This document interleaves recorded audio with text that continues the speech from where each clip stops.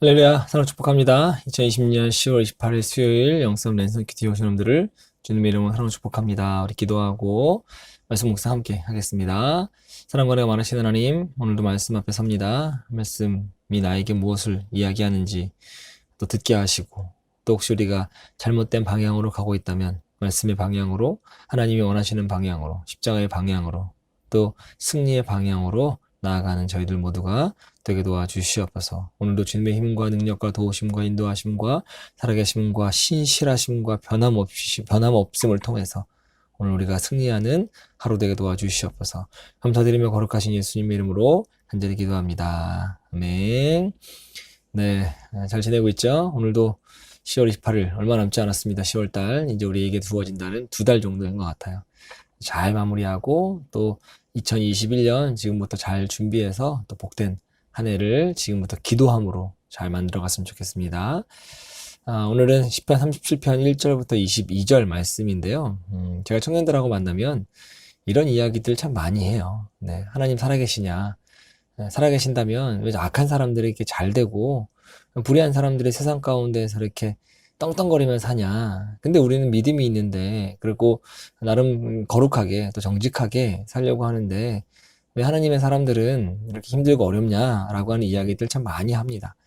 오늘 그 시편이 그 청년들에게 그 질문에 답을 줄 수 있을 것 같아요.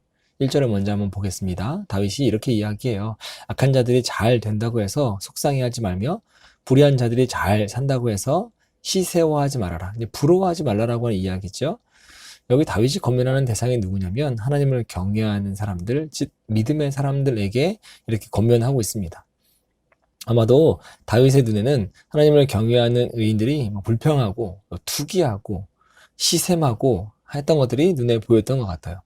그리고 그 이유를 악한 자들이 또 불의한 자들이라고 하는 표현을 볼 때 그들이 이렇게 힘들어하고 어려워하는 건 약한 사람들의 행위 때문이 분명합니다. 그러면 의인들은 왜 이처럼 악을 행하는 자들로 인해서 불평하고 부러워했을까요? 단지 그들이 주변에 있어서 또 주변에서 악을 행했기 때문에 일까요? 물론 뭐 그것도 이유가 되겠죠. 왜냐하면 의인들은, 믿음의 사람들은 근본적으로 악을 싫어하는 속성을 지니고 있을 뿐만 아니라 악인들이 그 의인들의 주변에서 악을 행하면 그 피해는 누구에게 가요? 고스란히 믿음의 사람들에게 가기 때문에 그래서 싫어할 수도 있겠죠. 그런데 그것만이 이유라고 한다면 불평하는 것은 이해가 돼요. 그렇죠? 근데 투기하는 건 이해가 잘 안 된다는 거죠. 왜냐면 투기란 보통 다른 사람이 자기보다 잘 될 때 하는 것이기 때문이거든요. 그러므로 여기에 분명 다른 이유가 있겠다라고 하는 겁니다. 그게 뭘까요?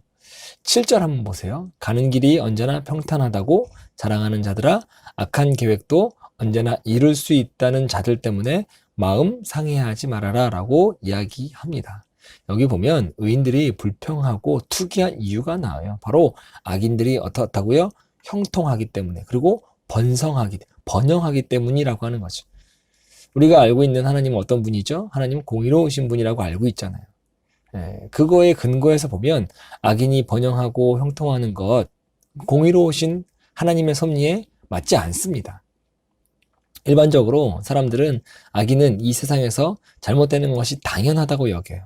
또한 성경도 악인이 하나님의 심판을 받게 된다고 말씀하고 있습니다. 그런데 현실은 어떠냐라고 하는 거죠.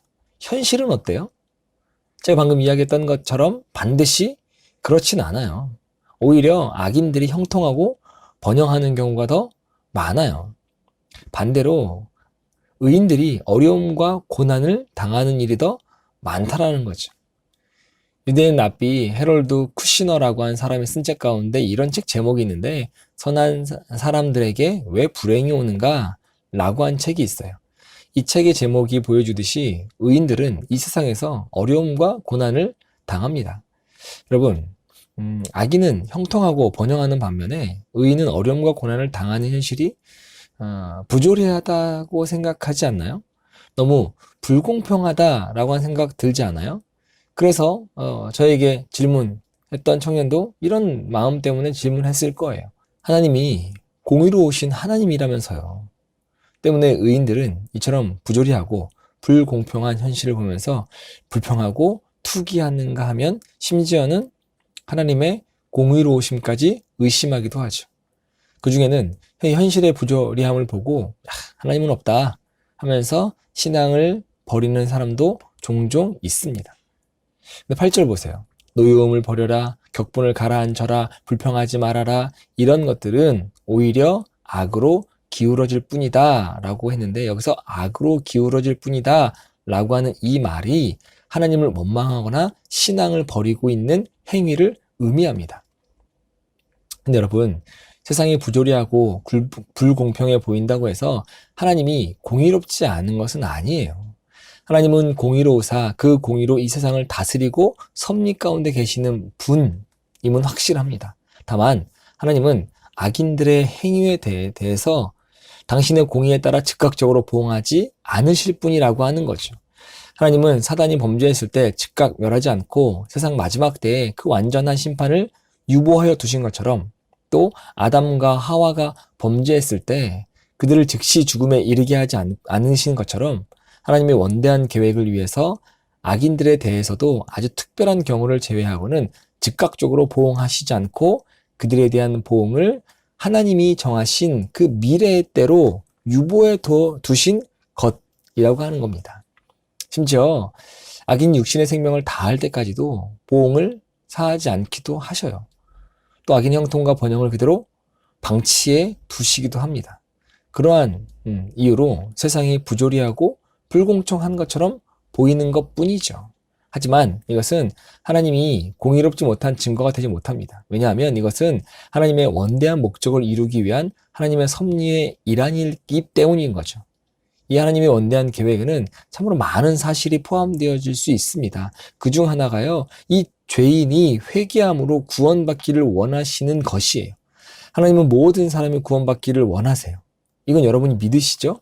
그러면 사랑의 하나님이 이 악인이라고 해서 그 악으로 인해 망하는 것 기뻐하실까요? 기뻐하지 않으실까요?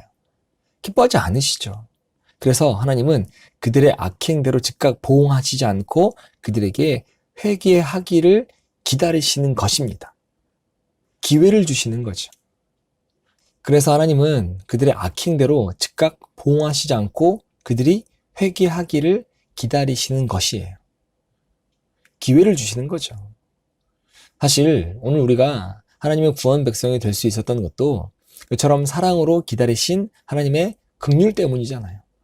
이 하나님의 원대한 계획 가운데 중요한 것 또 하나는 악인들을 통해서 하나님의 백성을 바른 길로 인도하려고 하는 하나님의 계획이 있습니다. 하나님의 백성이라고 해서 잘못 범할 수 있잖아요. 그러한 하나님의 백성을 바른 길로 인도하는데 악인들이 아주 유용하죠. 즉 하나님은 이 악인들을 징계의 채찍으로 삼아서 의인들을 바른 길로 인도하시고 연단하시는 거예요.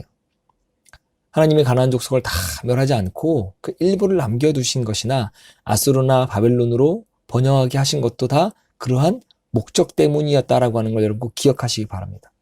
그러므로 우리는 이 세상은 의인만 살아가는 천국이 아니라 악인도 함께 살아가는 곳으로서 필연적으로 부조리함이 존재하는 곳이라고 하는 걸 인정하셔야 돼요.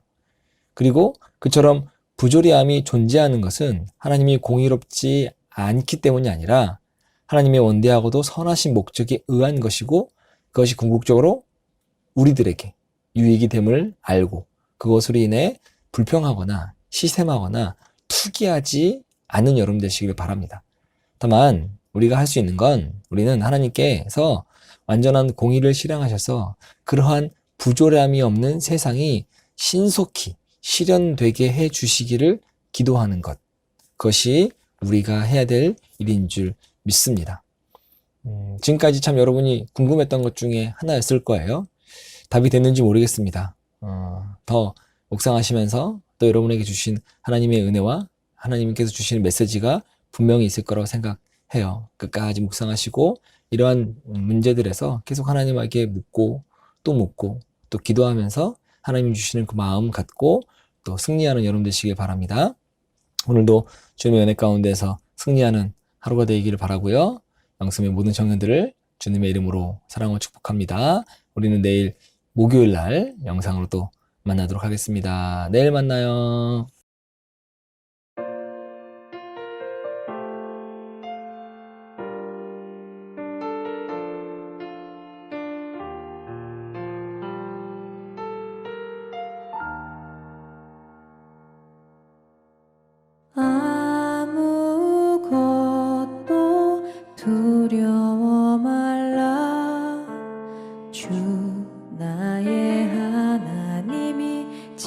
지켜주시네. 놀라지 마라, 겁내지 마라. 주님 나를 지켜주시네.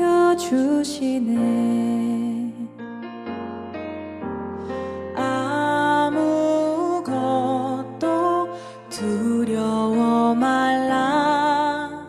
주 나의 하나님이 지켜주시네. 놀라지 마라, 겁내지 마라. 주님 나를 지켜주시네.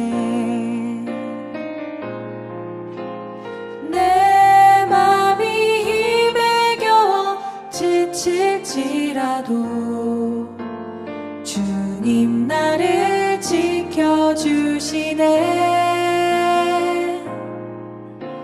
세상의 험한 풍파 몰아칠 때도 주님 나를 지켜주시네.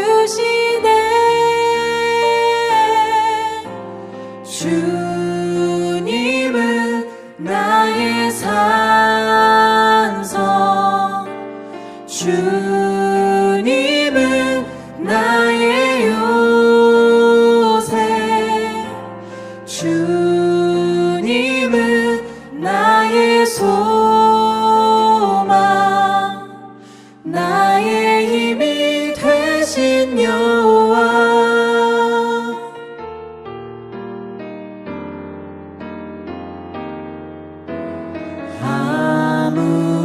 아무것도 두려워 말라. 주 나의 하나님이 지켜주시네. 놀라지 마라, 겁내지 마라. 주님 나를 지켜주시네. 내 맘이 힘에 겨워 지칠지라도 주님 나를 지켜주시네. 세상의 험한 풍파 몰아칠 때도